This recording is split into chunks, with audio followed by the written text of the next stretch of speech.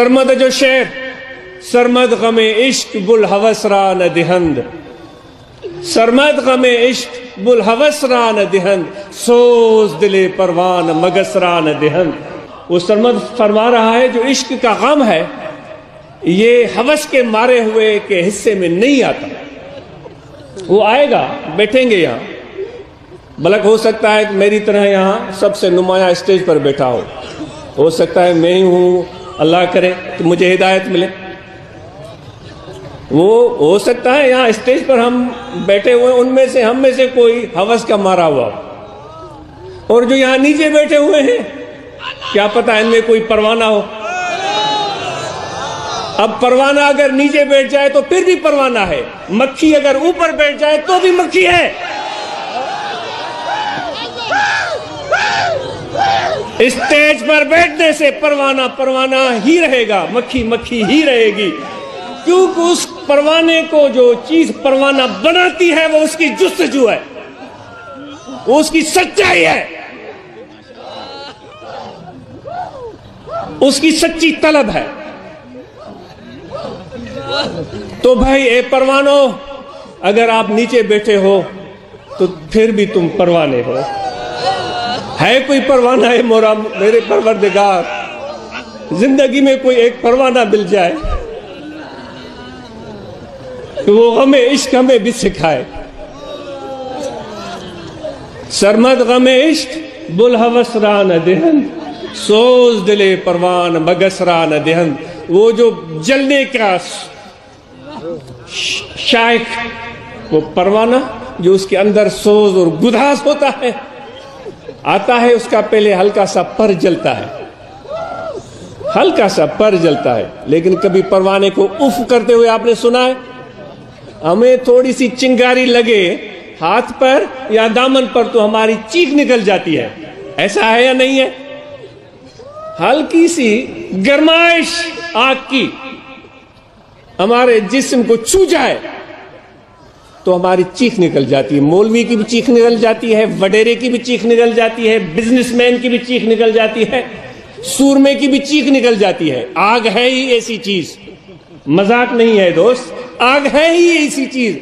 लेकिन परवाने को देखें, वो आया है शमा पर, आते ही इस्तकबाल ये हुआ कि उसका एक पर जल गया, अब उड़ नहीं सकता लेकिन उफ नहीं की है, और एक कदम भी पीछे नहीं हटा है। पर जल गए हैं तो अब भी इरादा है कि आगे बढ़ना है, ऐसा है। दूसरा पर भी जल गया है, अब सिर्फ धड़ बाकी है, फिर भी उसने आगे बढ़ना है, फिर भी उसने आगे बढ़ना है। तो यह है यार को पाने का रास। उम्रे बायद कि यार आयत बकिनार। और वो सरमद कहता है कि भाई एक जमाना चाहिए, कोई हाथ पर सरसों उगाने वाली बात नहीं है। ए बिजनेसमैन, ए व्यापारी, ए नोट जमा करने वाले, ए काश्तकार, ए सियासतदान, ये कोई हाथ पर सरसों उगाने वाली बात नहीं है। वो हम कहते हैं भाई जाएंगे वहां, रुश्वत पीछे लेते रहेंगे, फ्रॉड भी करते रहेंगे, मिलावट भी करते रहेंगे, खयानत भी करते रहेंगे, पैसे खूब जमा करेंगे, लोगों के साथ वादा खिलाफी भी करेंगे, धोखाधड़ी भी करेंगे, झूठी कस्में भी उठाएंगे। बैंक बैलेंस भर गया है, चलो भाई अब चलते हैं, महफिल हो रही है, वहां मौलाना साहब गिड़गिड़ा कर दुआ मांगेगा, हम भी शामिल हो जाएंगे, हमारे सारे जो कागज हैं वो साफ हो जाएंगे। ये अल्लाह के साथ तू मजाक कर रहा है, शर्म आनी चाहिए हमें। तो खुदा के साथ मजाक कर रहा है, खुदा के मखलूक का दुश्मन, खुदा के मखलूक के हुकूक गस्ब करने वाला, गरीबों का नवाला छीनने वाला, उनकी रोजी रोटी में रुकावट बनने वाला। तुम्हें कोई भी हो, शर्म नहीं आती, तुम्हें हया नहीं आता, और फिर कहता है कि मैं जाऊंगा वहां और रो रो कर दुआ मांगूंगा, यूं यूं यूं करके तो मेरे सारे कागज साफ हो जाएंगे। ये वही मैं जो बात अर्ज कर रहा था कि वो बिजनेस माइंड लोग इस तरह शायद सोच सकते हैं,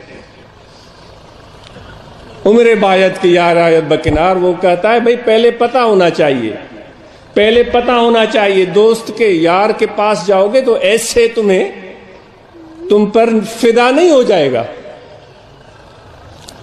ایسے فدا نہیں ہو جاتا یار کسی پر، ایسے وہ قریب کر نہیں لیتا اپنے ساتھ، جبکہ سرمت و کنار کی بات کر رہا ہے کہ یار کے جھپی میں آ جاؤ، وہ تو بھائی بہت دور کی بات ہے۔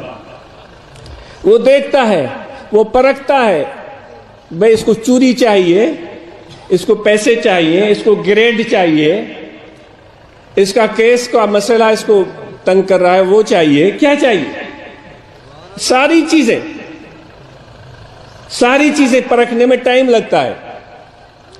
جب پتہ چلتا ہے کہ واقعی اس کی طلب صادق ہے تو سرمد وہ بات کر رہا ہے کہ عمر باید کی یار آیت بکنار، ایک زمانہ چاہیے کہ تم یار کے گلے لگو، اس کے لیے وقت چاہیے۔